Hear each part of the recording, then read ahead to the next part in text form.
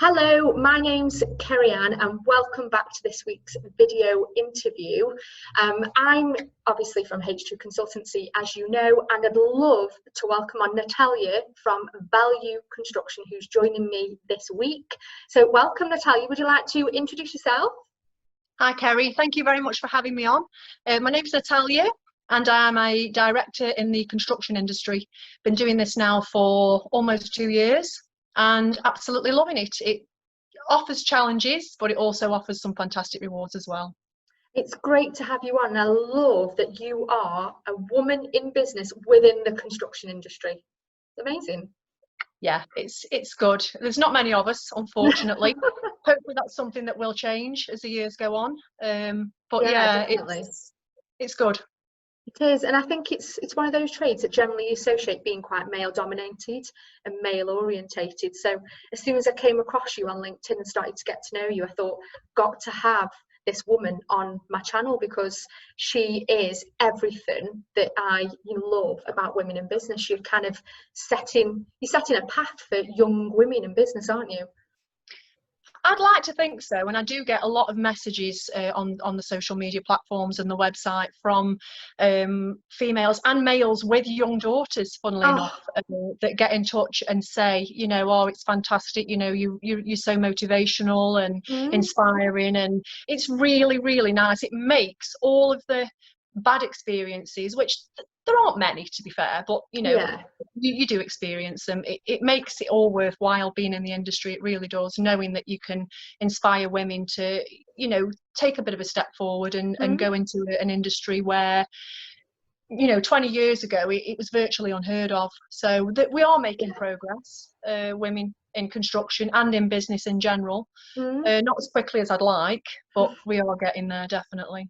But look at us, 2 women in business, so that's a good thing, isn't it? And hopefully, just by chatting today, it might be able to inspire other women, to come into the industry. Because I think construction is Katie recruits engineers and she recruits into probably say more industrial areas. And there's so few female candidates that we support. And it's such a shame, and we have clients that I know would relish females in their business, and that's part of the reason why I wanted to talk to you, because I thought, well, you might just inspire somebody to actually move down into that area. So shall we get started? Let's go. So I've got 3 questions for you, hopefully they're all right. So I kind of, based on the fact that women in business in construction, I thought a good place to start would be, what advice would you give to women who want to succeed in the construction industry? Speaking from personal experience, I think you have to be prepared to be scrutinised is probably the primary thing, because you will be. It's I'm not a feminist, per se. I'm really not, but I think that we still do live in a society where businesses especially are still male dominated. And when you kind of come into that arena as a woman, as a confident woman, you will be scrutinised. And I think it's you've also got to be prepared to make sacrifices as well. I'm aware that obviously not all women will have children or families, but for those of us that do, I have 5 children ranging from 6 to 20, so my hands, and a puppy, so my hands are full. And you do have to make sacrifices, but having said that, if you want to be successful in any industry, you have to make sacrifices. I think you're right, definitely. Yeah like from just the sacrifice point of view, but I think it's all for the greater good, isn't it? And I think it's a great education to our children. As a mother to mother, I'm really proud on a daily basis to share our journey with George, and that he can see how hard work, how hard it is to build a business, but how much effort you have to put in to make something a success. And I don't think it's a bad lesson, is it? No, definitely not. My 14-year-old, he's so proud of me, and it's so nice. He tells all his friends, mum and dad have got their own business and they do this and they do that, and he's really shown an interest in business studies at school, and he maybe leaning that way himself as he gets older. So it's nice. I think finding a balance is hard if you have children and a family, you know, but I mean, my husband works in the industry with me, so I've ticked off the box of keeping him pleased. It's just Yeah.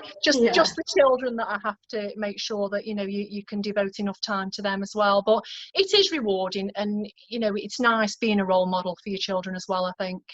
I think the role model element is really important, because it's about breaking down those barriers and those stereotypes, isn't it? You know, Yes. women can Yeah. work in any industry, just the same as men. Men can work in any industry as well. I think your industry specifically always tends to lend itself to men. You know, you don't see many, you know, do you have many females on the ground as well? Or is it more male driven on the ground? You can't get them?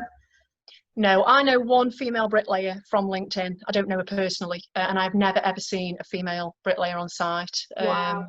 You know, and it is sad. It is sad. You know, I'd like to see more women going into that kind of role, but it's very, very difficult, because it's like anybody trying to break into any industry, you know, that's heavily dominated. It's people making that first step and doing it, Yeah. you know, and it snowballing from there, really. But you see more women like engineers and site managers. I have seen a couple of those. Right, okay.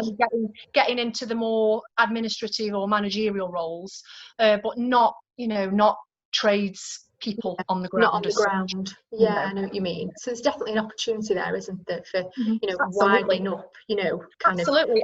And one of the things that people, you know, used to say is, well, women can't carry 12 bricks, you know, they're not as strong as men. But now with all the health and safety around, you know, carrying, lifting and everything, nobody should be, you know, carrying massively heavy weights. So that argument kind of went out a while ago, really, you know, and that one can't be used anymore now. But then I think the reality is as well that over the years, the way women exercise and train, you know, has proved that women are and can be just as strong as men.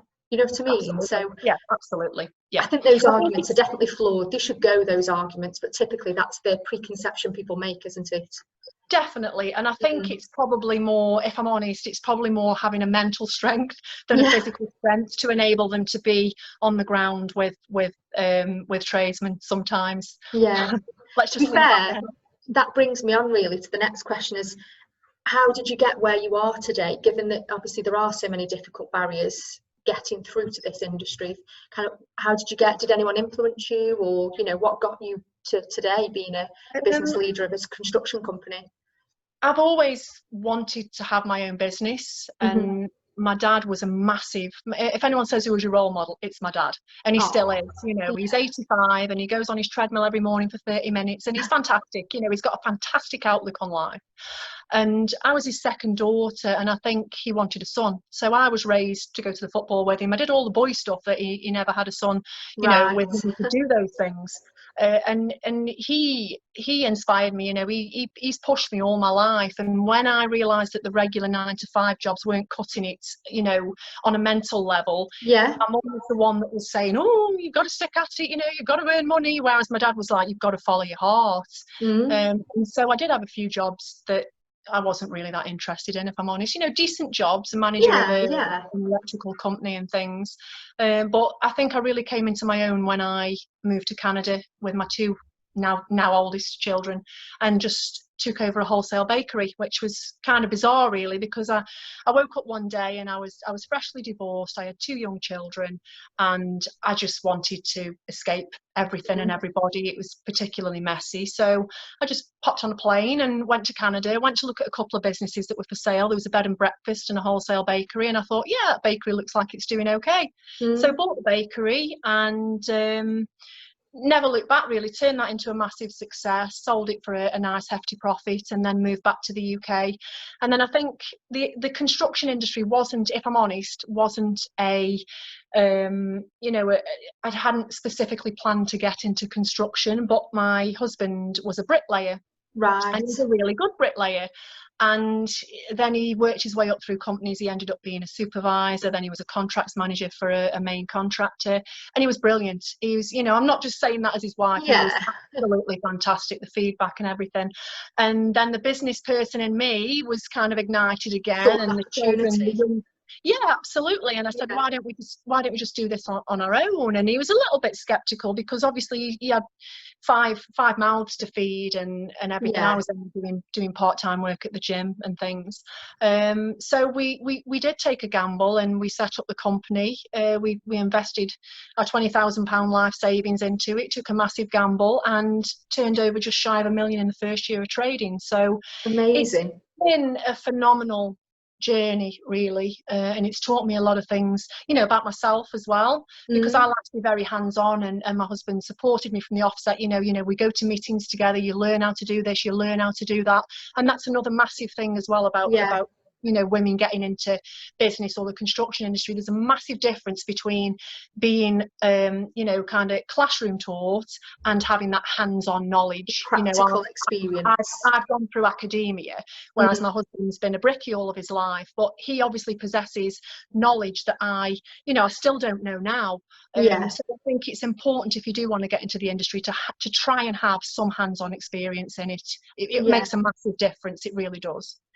Do you know what, I'd agree, because obviously, you know, we recruit for kind of different roles here, and I think what makes a candidate really strong is when they've got a balance of both, or at least, you know, kind of got someone that complements their skill set. If it's in another team, for example, I think that's what it sounds like, that's what you've got there, is the right balance. And obviously it's worked, because you've tell everyone about your Sentinel Business Award that you've just been told that you've won. Yeah, we won Startup Business of the Year for 2018. Sadly, the award ceremony has been cancelled because of COVID, and I'm absolutely devastated. I had an amazing dress, I had this little speech in my head in case we won, you know, when we did, we won. And it's, if I'm honest, it didn't come as a massive surprise, because I knew, you know, knew that you were strong. We've grown it from the ground up, and I know how hard we've all worked. You know, all the lads that work for us, everybody has put in so much hard work into the business over the last 2 years, and you know, the results speak for themselves. And yeah, I'm just a little bit devastated that there's no ceremony, but we've got the award in the office, and you know, it's just onwards and upwards now, I think. Exactly, and I think, you know, your positivity there shines through, and can tell that's the reason why your business has become so successful. So you just, you know, let's hope the next 6 months of this year, and then obviously next year, is just as strong for you. Sorry. Carry on. I think we'll be okay. It's, you know, we had this before Corona hit and everything. We were 6 months into our second year, and we'd already turned over as much as we turned over in the first year. We were flying, you know, we were taking on loads more staff. We took on a QS, and it was fantastic. And then Corona hit, and it was kind of like, oh, how's this going to affect us? And touch wood, it didn't really. The construction industry was a bit of a strange one with lockdown and everything. There was no clear guidelines, so it was all down to individual sites on whether they shut. The only issue that we had was getting materials, and that was only for a couple of weeks. You know, so we, in fairness, had a couple of weeks holiday, and then it was back to it for us, and we've really picked up again. We're absolutely pulled out of the place, so we're one of the lucky businesses, you know, and I'm aware that not everyone, unfortunately, you know, is in that same situation. But I think you've got to stay positive, and you've got to just keep working with what you have. You know, there's no point being a pessimist and giving in, because it's not going to make any difference to the outcome. You're just going to be miserable. You know what I mean? So you've just got to stay positive and keep pushing, I think. Yeah, I think your mindset is a huge advocate, you know, for your business, isn't it? In the sense that you can drive your business forward on a positive mindset. You need, obviously, all the other elements to make it a success, but if you're not positive about where you are and where you want to be, well, you know, you're never going to get there, are you? And I think that is sometimes, without sounding a little bit disrespectful, I think sometimes that's what people lack.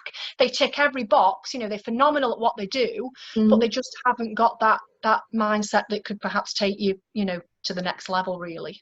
Yeah, no, I agree. And there was only really one last question, but I think, to be fair, you've probably answered some of it. But the question was, after all your success, you know, the last 2 years, but obviously your previous career, because clearly you were on a track to be a very successful business owner. But are there any elements, and I'm bringing it back to the female side now, so are there any elements of being a female within the construction industry that you think you still struggle with? Or have you got past all those boundaries now? don't know if struggle's the right word. Every day there are issues because I am a woman in the construction industry. Prime example, going to a meeting, another director was there from another company, and he referred to me as the tea lady, thinking it was funny. He knew exactly who I was, but you know, you will still get that sexism. I'm thick-skinned, it doesn't bother me as long as somebody isn't personally disrespectful to me, you know.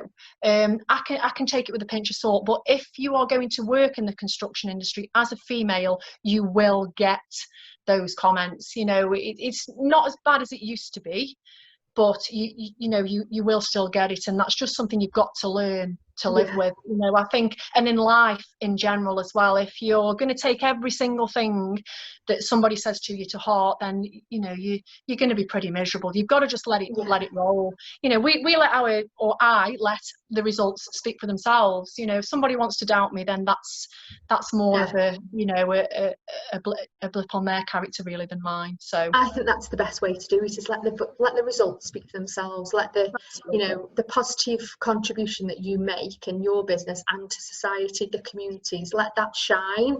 And you know, I think that's, is it called skepticism, will, you know, it'll soon turn into, you know, positive people supporting your business rather than being negative because you are a female and in a construction industry. It's crazy, isn't it? But you know, it is, and you're always going to experience sexism and negativity, you know, to some degree. You will always get that, but it's like I say, it's water off a duck's back. I'm more focused on what we're doing as a business. You know, I'm not really bothered what people think about me, if I'm perfectly honest. I'm not, you know, as long as my business is productive, profitable and ethical, I'm happy. I think that's perfect. I think that draws it to a close, really. So I just want to say thank you so much for taking the time out to come on and chat to us today. And hopefully this little segment has actually inspired some other women to come into the construction industry and be some business. That would be nice, wouldn't it? Yeah, it would. You know, and if anybody wants any, you know, advice as a female coming into the industry or whatever, you know, feel free to get in touch, and we'll do anything we can. We have apprenticeships and we have schemes that help people to get into the industry, and it would be nice to collaborate with some women on that, if I'm honest. Oh, absolutely. So what I'll do is, for anyone listening, I will pop the links to your business and your social channels. So I'll pop LinkedIn there as well for your